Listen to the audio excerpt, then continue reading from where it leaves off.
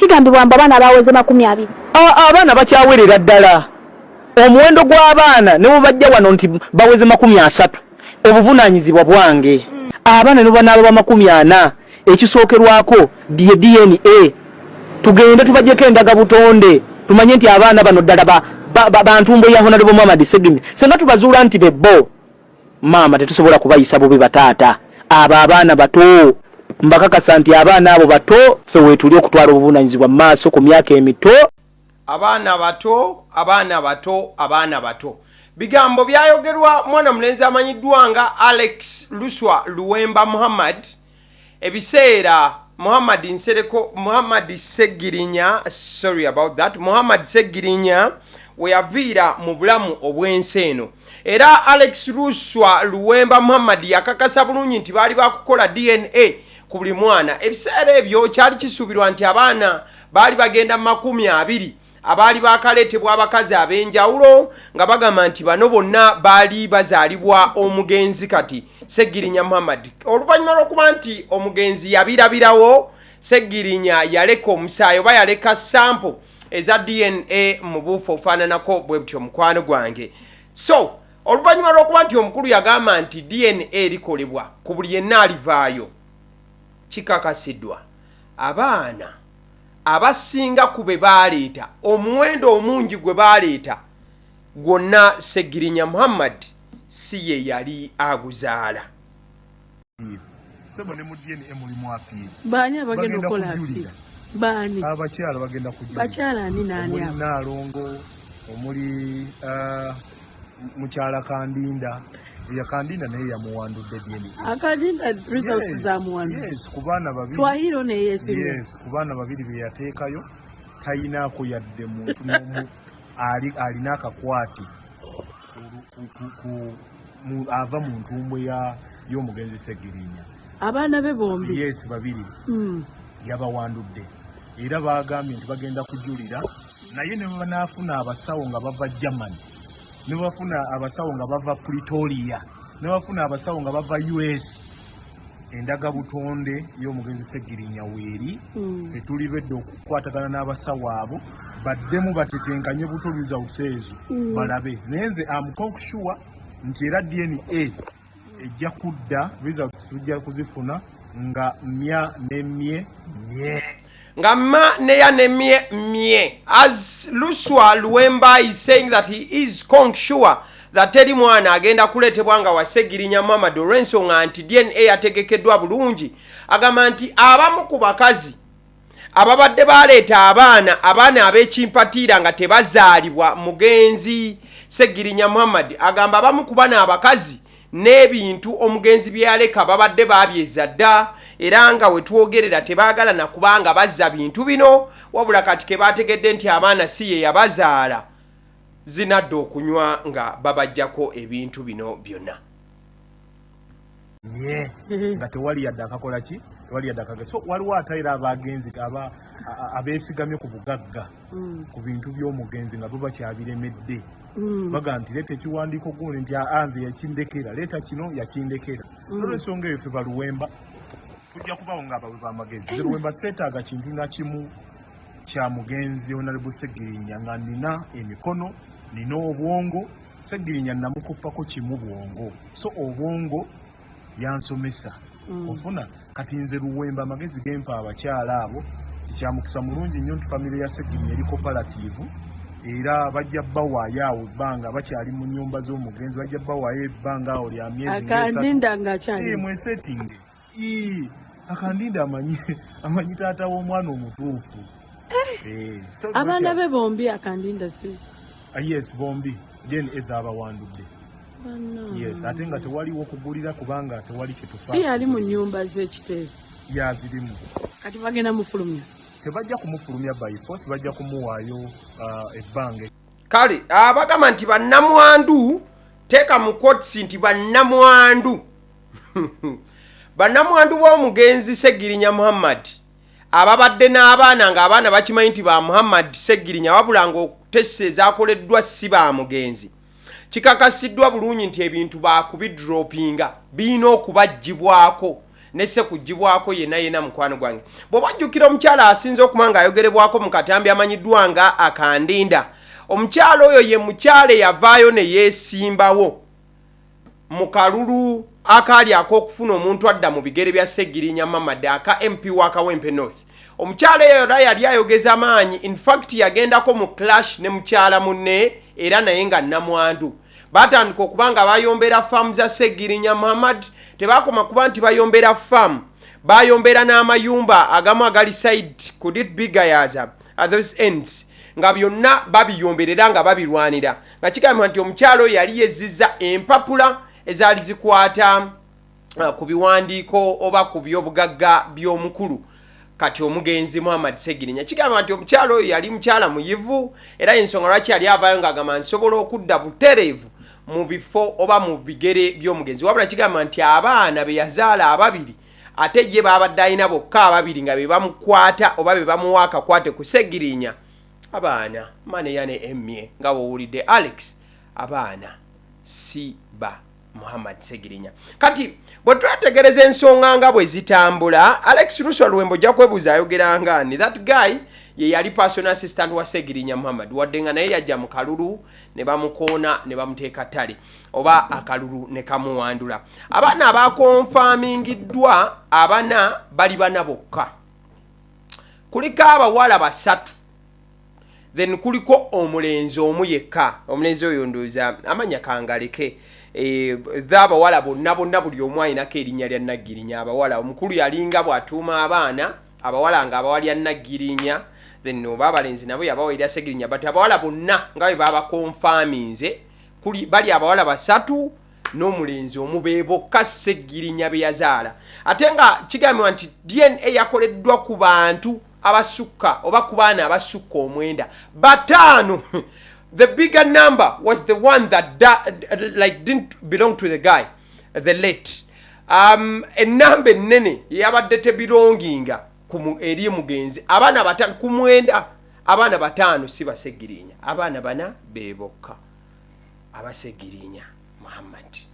So Luwemba Luswa musanyufu ebitenkaniga agamba nti omukulu aloya wa family omukulu Medad Segona Honorable agenda kubanga kati ate yeesowolayo bupya alabe nti ateekateeka letters of administration okulaba nga baafunye abaana abatuufu abalina okuba nti nno badda mu bigere bya Ssegirinya mu bwaddala n'okubeera nti babawa ebintu byonna omugenzi bye yaleka. Ojja kujjukira bulungi waliwo n'ekifaananyi ekyo ekitambula ekya Honorable Mpuuga 1 2 3 4 5 6 7 8. Ekifaananyi ekyo baapareedinga abaana 8 mu kifaananyi ekyo bw'oba ojjukira bulungi. Kati okutegeezaako waliwo omukyala eyajja ng'alina omwana wa myezi 9. Omukyala yajja n'omwana nga wa myezi 9. Omukyala okujja n'omwana ow'emyezi 9 yagamba mbu yabeerako mu mukwano ne Honorable nga Honorable yakava mu kkomera.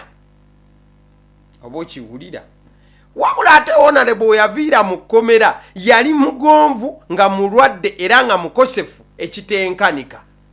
Kati omukyala yali agamba nti Honorable Ssegirinya mu 2023 olwabo okumutawera baba nti omukyala oyo n'agamba Honorable mutaayi wange oyo omwana omuto ddala oyo gwe baaleete yali omuto nga akyasangulwa naminyira. Tibagenze ozuula nga nedda sebo no temutabika baana bankima mu bante, temutabika bante mu baŋŋonge, temutabika bampindi mu balugave, temutabika ngabi mu njovu. That is what happened. Kale kade ekibuuzo abaana bano bebeeyama okulabirira. This is the question. Just okuva wano kwagaliwo. Abaana bebeeyama okulabirira mu kufiirwa wali olunaku lwe twali mu kufiirwa wali nga Honorable Ssegirinya aziikibwa. Abaana abo nga bwe baaleetebwa nti bagenda kuweebwanga fiizi n'okulabirirwa. DNA yafulumye nti si ba Ssegirinya. Obuyambi bugenda sigala nga bubaweebwa ba MPs ne bannabyabufuzi abeeyama. Oba ekyo tukireka tutambulira abo. That could be a question.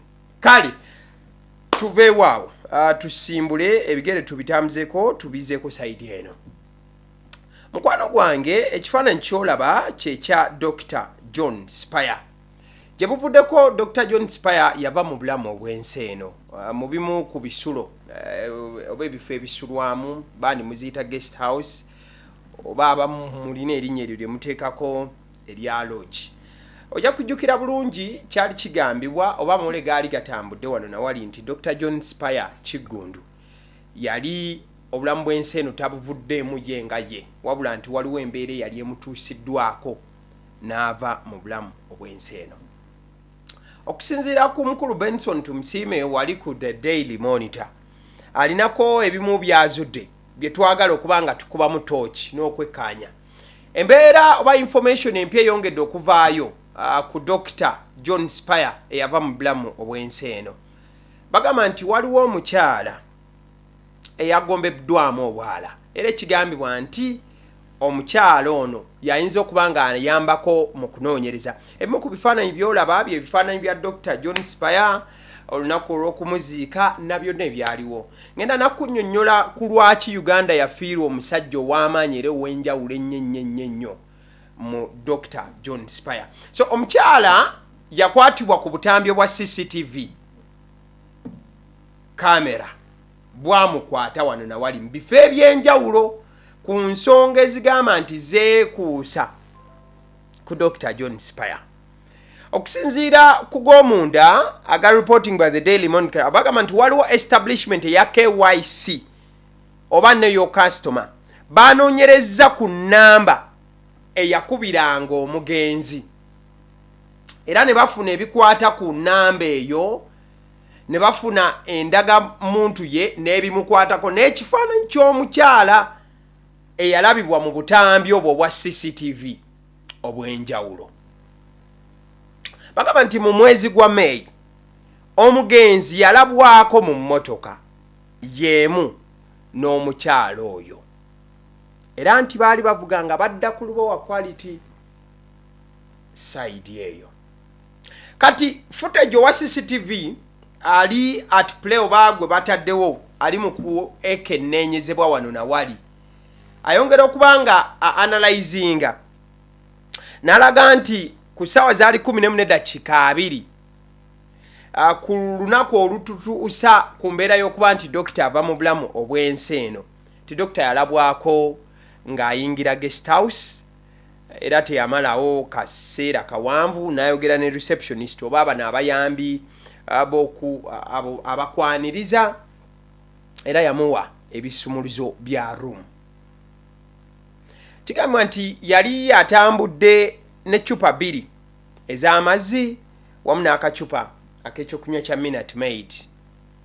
Wabula bagamba nti oluvannyuma wali zaali ssaawa 14:02 bagamba nti ssaawa zaalinga 14:45 omukyala yajja ng'ayambadde empale azina empale ezambalibwa zino ez'okungulu tokitwale walala nti nga erimu obutolobojo obwo obusazesaze obwa white ng'ayambadde blouse ne jacket eya black n'akasawo bakuyinza okuyita ka crossbag n'agenda ewaali room eyo eyali efuniddwa.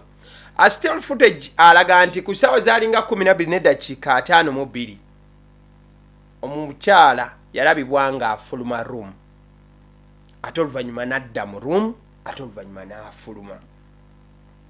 Wabula balaga nti ebimu ku bye bagenda maaso n'okuba nti beetegereza ng'ennaku z'omwezi 21 June omukyala baamulabako ng'era ava side alabibwa nga 21 June ng'ava side ez'elubowa eyo direction gye yogerwako wali mu kusooka n'abuukira ka booda kumpi ne Lubowa police station tinagenda ngadda side z'ekajjansi.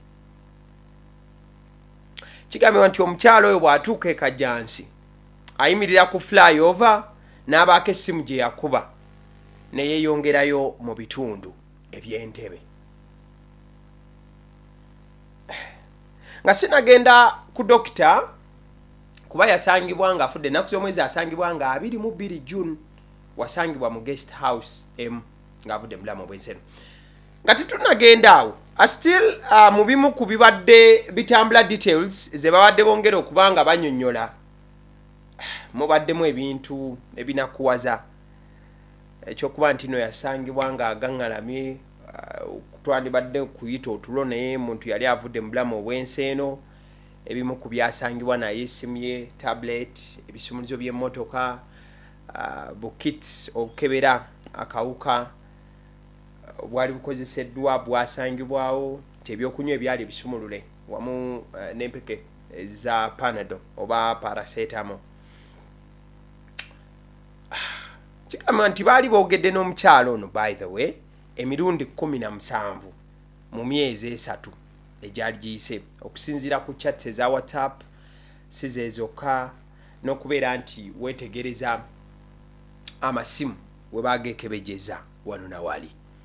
Kati mbadde bagamba nti Dr. Kigundu abadde consultant gynecologist oba abasawo abo abakugwa ennyo mu nsonga z'abakyala kitundutundu kino era nga president wa association eya laparoscopic surgeons of Uganda.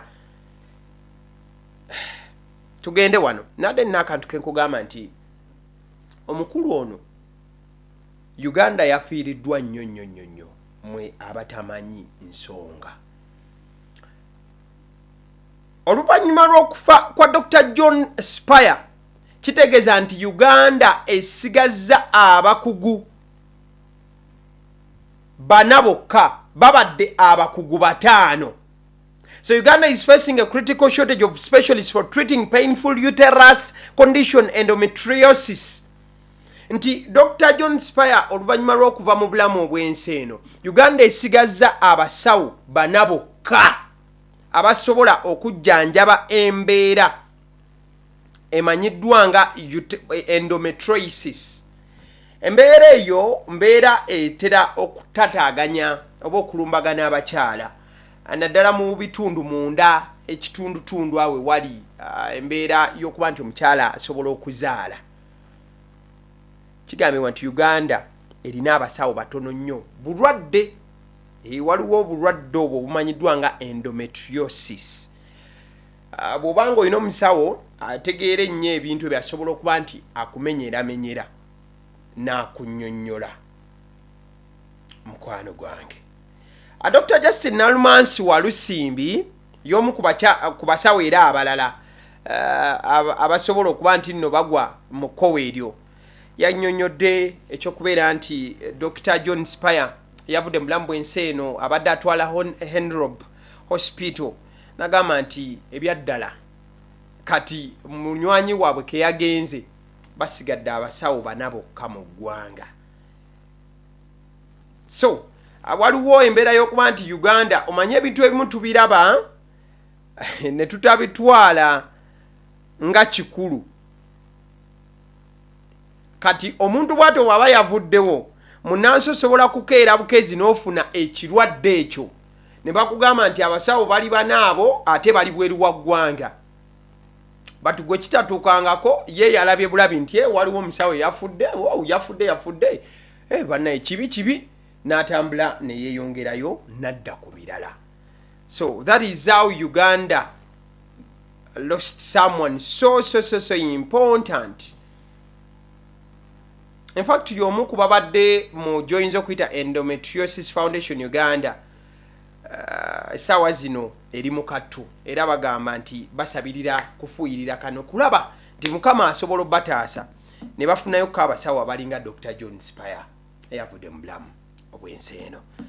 Omwoyo gw'omugenzi Mukama agulamuze kisa. Kale awo tuvaawo ebikujjuko n'entambula ezabadde mu Kampala gye buvuddeko ez'abaana babadde bambadde langi za NRM n'amasaati agaliko ebifaananyi bya President Museveni ababadde beetooloola ekibuga Kampala bingi ebitabadde birungi. Katusooke tuyiteko ko wano katono tulabe. Mulete komanya kutumuleka wanti muleta baji komanyako mulete mumulete abo mumulete batuli bazukulu me komanyako Fete batugamba yo Kampala. Mujja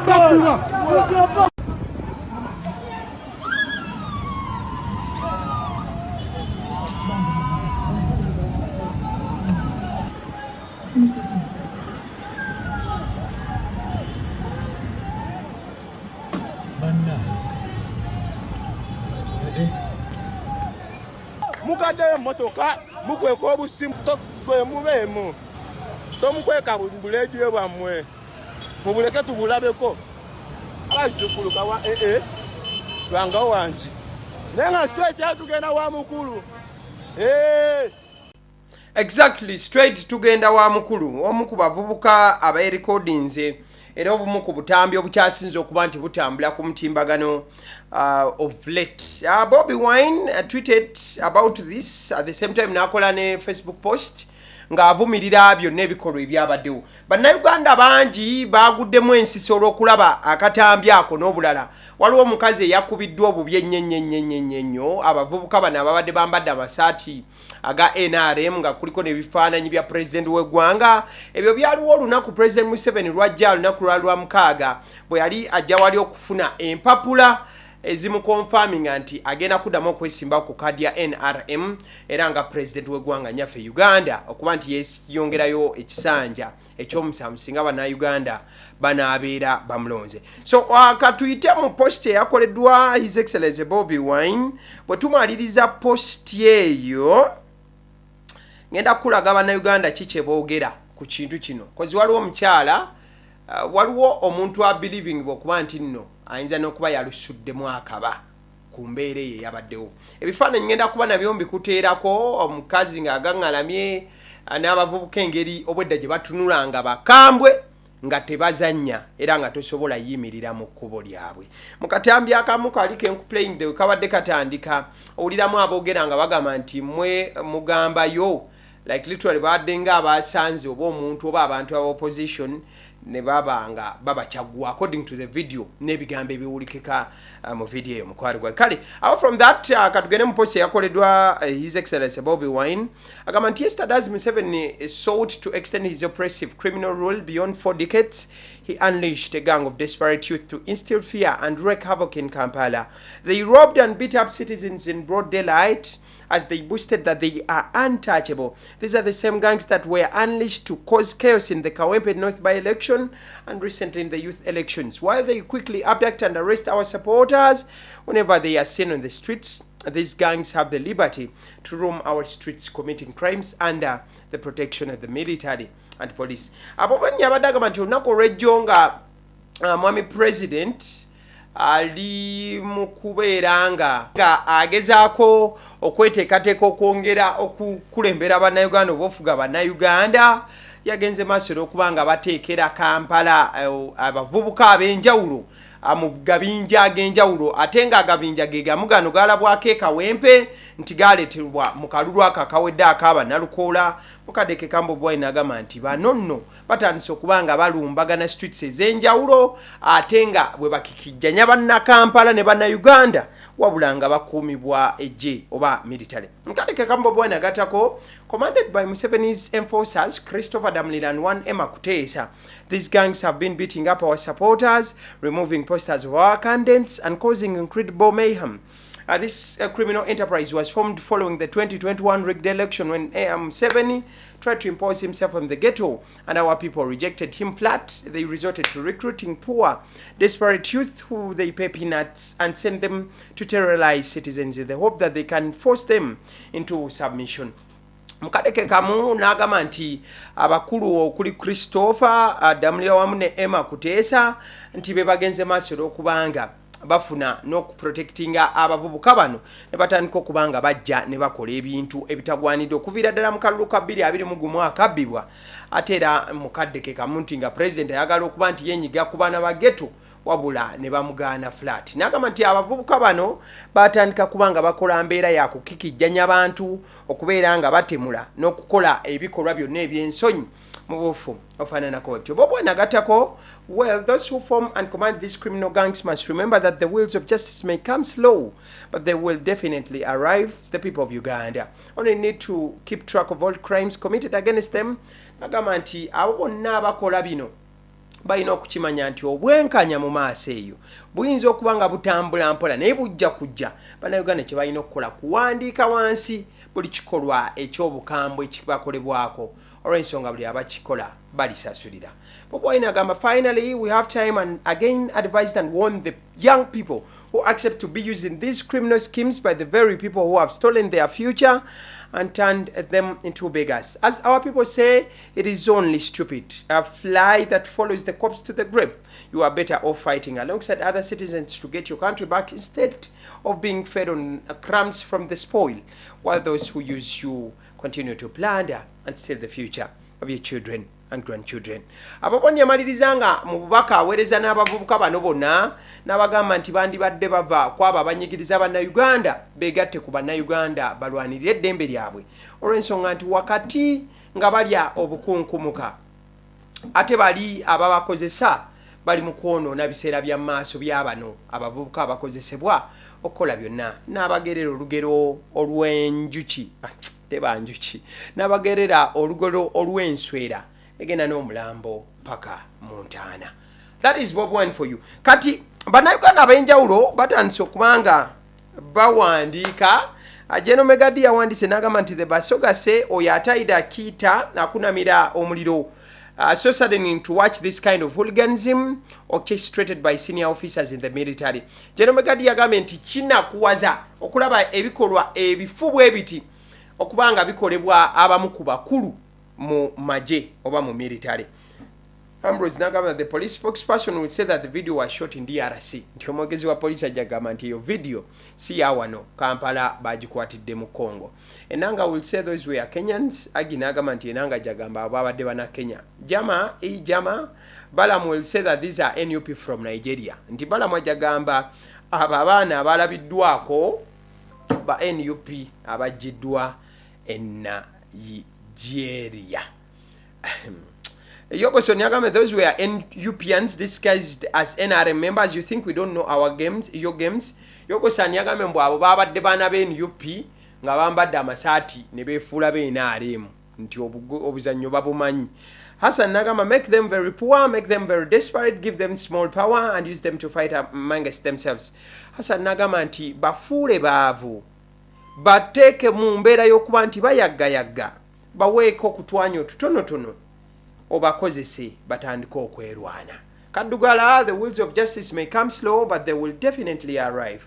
True, Mr. President. Kadugala na yongera okubanga jayo kalike nakusomedde wali akabwenkanya nti bujja mu bbanga lyonna ne bujja mpola. Sibu real come 2026 lugenda kuba lutalo lwennyini ojja kuwulira tugenda bambula ebyo ebisaati bya yero bigambo bya Sibu real. Shaka, continue crying. You will always say that you came to help, but you're also looking for help.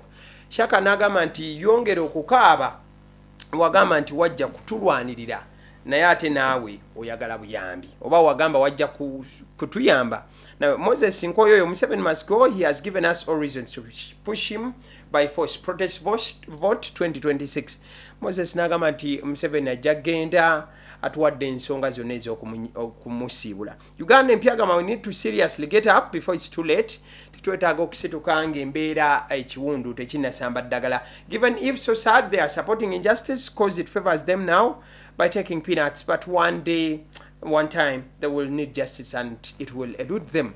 Semata Charles, Museveni must go by all means. Semata agamba nti omukulembeze aliko alina okugenda dondonteza agamba one day God will give us justice. Agamba nti olunaku lumu obwenkanya Katonda alibutuwa. Katusiime bano namyalo yabasindise. Katusiime bwe kyagambye. Seruga Gerard, this is a powerful message to the nation. This fraction of the youth are desperate, brainwashed and very hopeless. Seruga agamba nti abavubuka ababadde bakola bino ddala bali mu kuyagga. Obwongo bwabwe bwasiimulwa ate tebalina ssuubi. Jem Muchai agamba fight back. Mulwane tulwane. Asimu, it's high time of justice starts for self-defense. Asimu ate yabadde agamba nti olaba ebintu bino mulina kubanga mwerwanako nkola ya mob justice. and their parents are also proud of them. Amplify agamba nti kale bano nabo bazadde baabwe babenyumirizaamu. These are civilians like us. Let's stop playing a victim but instead fight them back. Rasta yagambye nti bano nno bannansi bannaffe kati baba batukola bino naffe tulwane tubaddize baleme kutukikijjanya. Wandera agamba the partisan police and NRM remain conspicuously silent, issuing no statement. Agamba nti ekyewunyisa police teina statement yakoze kababeere ba NRM. House Howard agamba they show faces as well Uganda. Ono yagambe Uganda ajijjiddeko enkofiira okulaba nga bano bataddeyo faces zaabwe nga bakola ebikolwa byonna bye bakoze. Geronimo Giorgio agamba I wonder if they can differentiate between who is an NRM supporter and who is not. My point is we all suffer the same in rotten regime. So if you are an NRM supporter, this should be an eye-opener that such criminality affects us all. And only a solution is to get rid of this regime for all of us to have peace. Onagamba nti kizibu nnyo okwawula NRM n'atali naddala mu mbeera eyabaddewo. Nagamba nti kino kirina okuzibula n'aba NRM bennyini amaaso olw'ensonga ebintu ebyobumenyi bw'amateeka bwe biti tebyagalibwa. Kati awo n'ate ku Facebook then ayitako ku Twitter oba X nayo omuliro gwakoledde. Hasso Godfather Trouble yagambye funny how Eddie Mutwe was tortured. Noah Mutwe, Aklewa and Gaddafi are still in prison for mere allegations of beating journalists. But these NRM goods are on video beating and stealing innocent civilians, but are walking free just because they support Museveni. Onyagambe nti kyewunyisa okubanga Eddie Mutwe akyali munda, Noah Mutwe akirewo Gaddafi n'abalala ng'ate abaana ba NRM nga bwe babadde balabika abavubuka bano bo bakola ebikolwa bino ng'ate bali ba Eddie Mutwe n'abasigadde baga bakuba bannamawulire nga tewali na bujulizi bo bakyali munda bano teri abakuteko. Abafango nino nabo bavuddeyo ne baroaringa oba ne babogola. Waliwo Mr. Social Media Monster yagambye nti and Daily Monitor hasn't written an article for the NRM goons who stormed people when President Museveni picked the nomination form, but if it was Alien Skinny's gang, he would be the headline of Monday morning papers.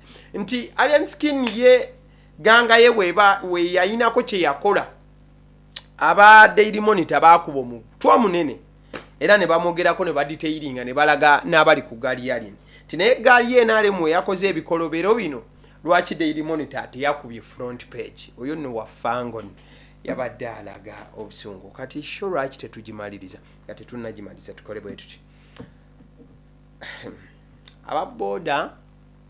ababoda woba wandika ebigambo ku piki manya bigambo ki byowandika ku piki. Owa boda yawandiise ku piki nti God I need your favor. Kati ye yagenda bambi owa boda noza siyo wokunenyezebwa omusizi walanji oba omuwandiisi w'ekintu kino yalina onyerezebwa. Owa boda yagenda n'asasula gayi owalanje oba omusizi wa art n'amugamba nkuwadde 10,000 zange zizo 3 mpandikiraako ekigambo ekigamba nti God I need your favor. Omuyayi yawandikako God I need your favor ekitegeeza nti Katonda neetaaga omusujja gwo. Owa boda ebigambo ebiriko naye abimanyi. Kale tugere mu sports tumalirize. Arsenal abawagizi ba Arsenal basanyufu era bagamba Champions League season eno bamumaze era ayengedde. Waloka artwork abaana ba Arsenal ke bali mu kutambuza ke kokola ba ku screen bagamba nti mwana mulenzi amanyiddwa nga Kepa Arrizabalaga ono nga goalkeeper nti bwe yegatta ku Chelsea Kepa Arrizabalaga ne Chelsea bawangula Champions League. Era bagamba nti Kepa Arrizabalaga bwe yegatta ku timu ya Real Madrid bawangula Champions League omwaka 2025 nga season eteekateeka okutandika mu maaso awo. Kikakasibwa nti Kepa Arrizabalaga yegase ku Arsenal. Abaana ba Arsenal bagamba nti Champions League awedde